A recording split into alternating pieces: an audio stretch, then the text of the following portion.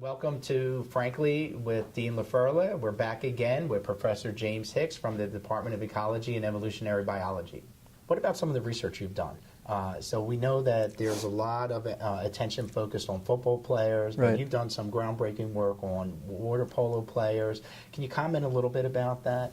There's been a big emphasis on the area of traumatic brain injury in athletes. And most of the focus has been in the obvious contact sports like football and soccer, lacrosse.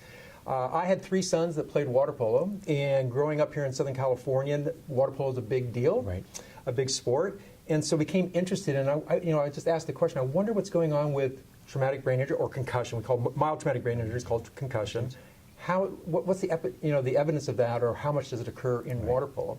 I did a search of the literature and found there had not been a single study done in water polo. So we did the first epidemiological study in the sport of water polo and found that there was a significant percentage of players reporting concussion in water polo. About 38 to 40% of the players in water polo had concussions, and we found a significant number of concussions in goalies. And if I recall correctly, these happened mainly during practice sessions? For the goalies, most of the concussions occur during practice sessions. And so what we recommended from this epidemiological study was that there needs to be systematic reporting of concussion in water polo, and of course more study into the game. And so right now what we're doing is we're taking a multi-pronged approach to studying concussion in sports, and specifically in water polo. We're looking at the forces that players experience when they take a head impact during games and during practice, studying both the UCI Division I men's and women's water polo team, as well as all the club sports now on campus.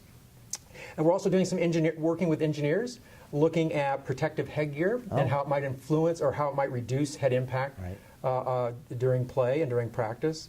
And then we've also started a consortium of investigators on campus, including investigators from neurology and from engineering and, of course, here from biosci, in which we're going to take a multidisciplinary approach to trying to understand how to actually develop an evidence-based approach to when players can go back to play after experiencing concussions.